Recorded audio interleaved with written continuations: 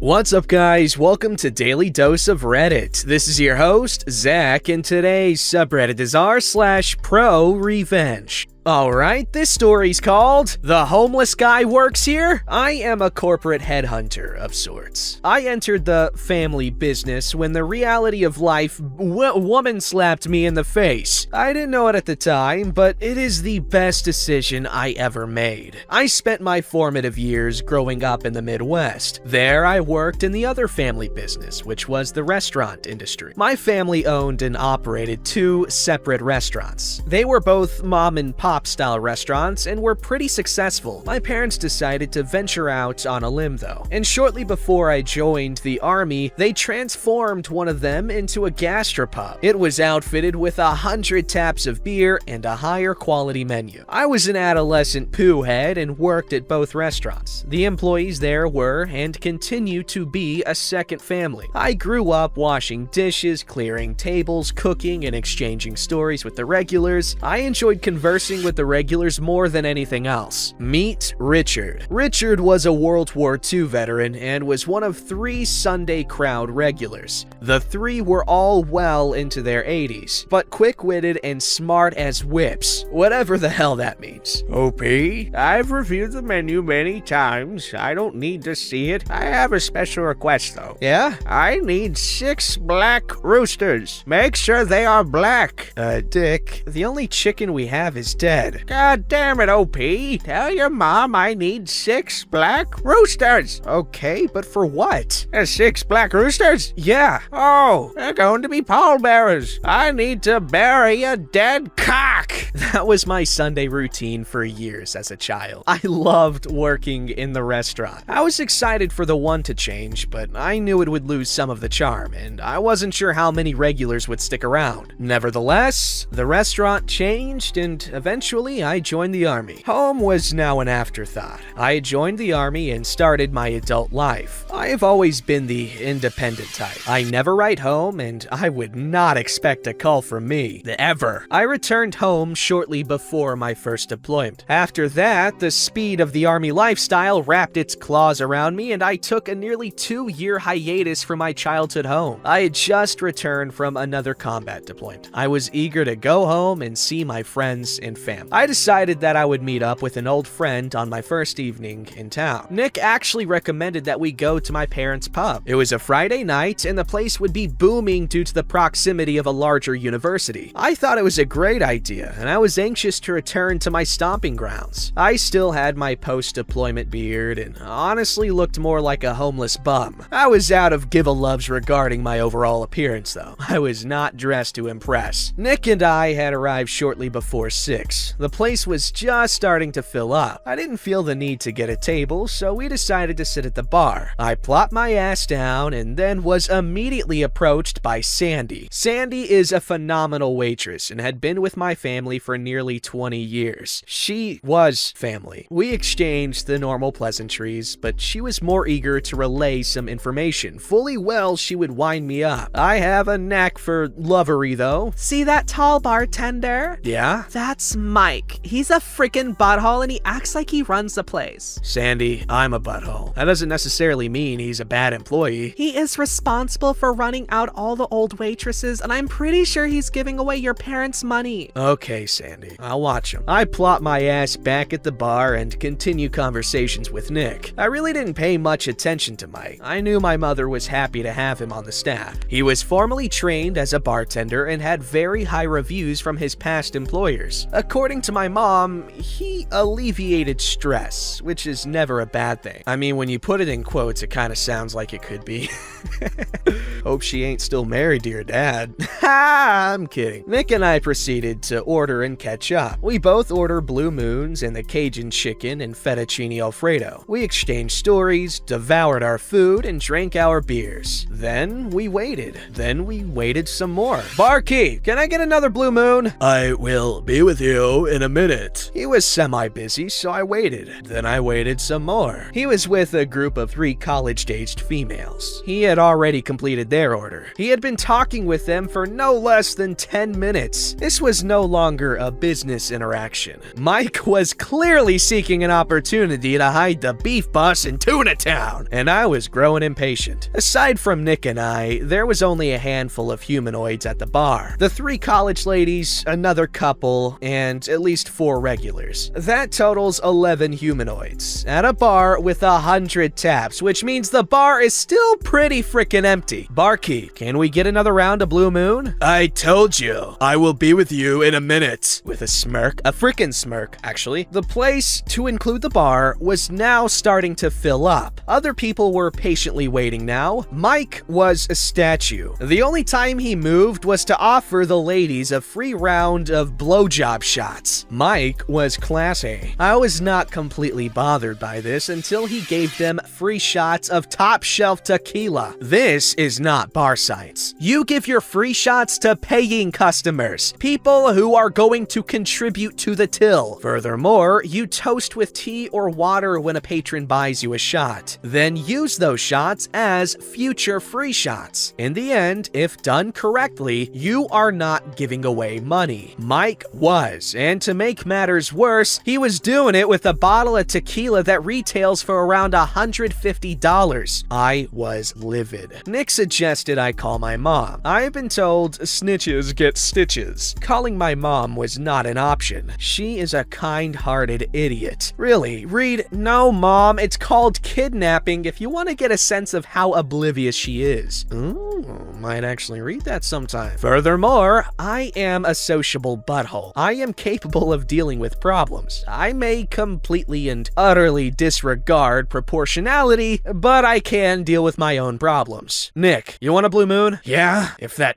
stupid person ever comes back. Don't worry, buddy. I gotcha. I should mention the cops. Yes, the frickin' cops. It was a Friday, and this pub was well established. College kids drink. College kids, specifically men, are on the hunt for anything with 2 legs and a ham wallet or squish mitten. Vagina people. They are there for the good-looking ladies, the average ladies, and the swamp donkey or stable gator. Ugly lady. Yikes, bro. That's mean. The cops know this. The cops are also familiar with the drunken penis measuring contest, which typically occurs in the parking lot. So the cops set up a speed trap on the highway, across the street in the furniture parking lot, and merely wait for the post-pub shenanigans. Back to the story. I depart my bar stool en route to the bar entrance. It was on the opposite side of Nick and I. I lift the bar gate and proceed my way to the Blue Moon tap. Mike was oblivious. He was still enamored with the intellectually gifted and freshly minted 21-year-old crowd of 3. I'm not saying every college kid is an idiot. I overheard their conversation though. These women were dumb. I pour Nick and I our drinks. I fulfill the order for one of the regulars and tend to the couple. Manhattan, too easy. 2 beers, too easy. I'm in the process of making my way back out to Freedom, and I am jolted back by my arm. It was Mike. He is clearly aware of my presence now. I must admit, he was much taller than I thought he was. I was nearly dangling by my tiptoes, and I could smell the $20 worth of free tequila permeate from his ball washer hole. His mouth. What the hell do you think you're doing behind the bar? Getting drinks? You're freaking out of here, man. And then quite literally drags me out to the door. I'm not freaking leaving, man. I'm gonna go back over there, sit back down, and finish my beer. Look, butthole, if you don't leave now, I'm going to call the cops. Frickin' call them. Look! He points to the furniture store parking lot. They are right over there. Your frickin' choice. Mike, you're frickin' fired.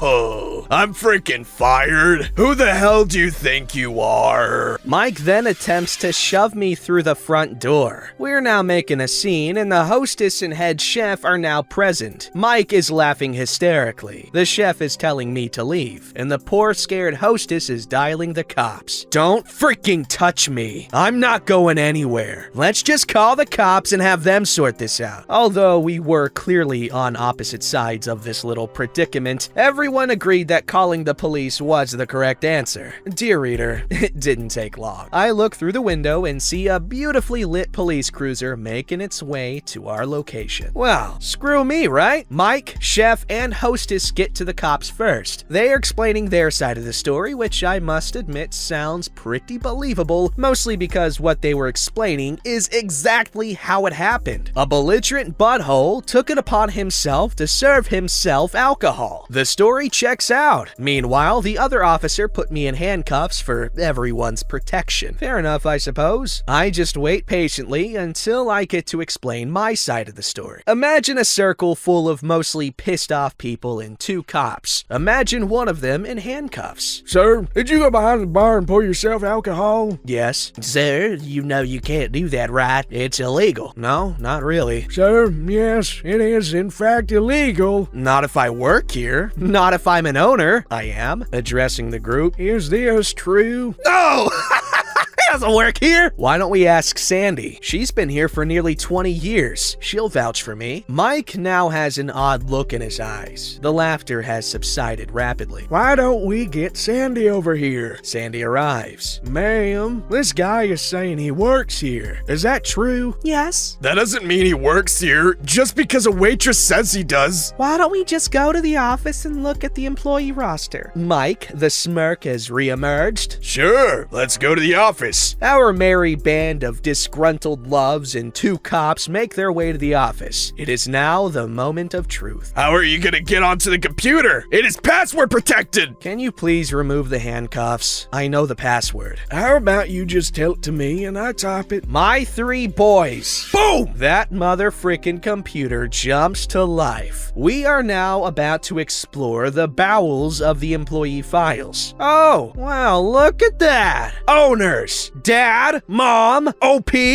Brother 1, OP Brother 2. Mike, clinging on for dear life, just looking for driftwood to stay afloat. That doesn't mean you're him! Officer, can you please remove my wallet from my back left pocket and get my identification? They do, and now Sandy has my mother on the line. The cops would like to talk to her. Thankfully, they kept the conversation brief. Is OP name your son and is he an owner? Yes! I am now removed from the handcuffs. The cops kindly excused themselves to allow me to run my pub. The reality of life now woman slapped Mike. Mike, like I said, you're frickin' fired. Now get your crap and get the hell out of here or I will call the cops. I point. They are right over there in the parking lot. Mike was stunned. The reality of what just happened and karma cookie he bit had not yet digested. The look on his face was priceless. The lights were on. The door was open, but nobody was home. It was blank dismay. Please, I moved here from Chicago. I just bought a new house,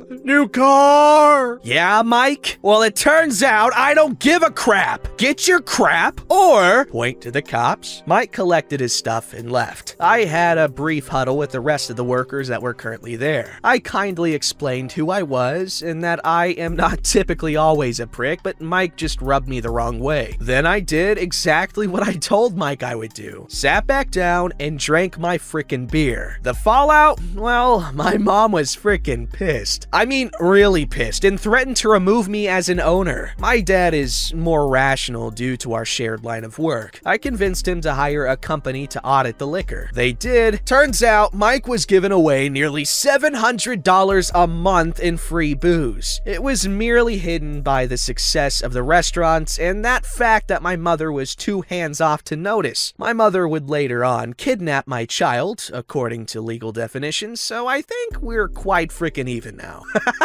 Okay, now I really want to read that story. Lastly, Mike, I hope you never read this. Not because I want to save you the grief of reliving this life-altering ordeal, only because I sincerely hope you are too poor to have access to the internet. Screw you, Mike.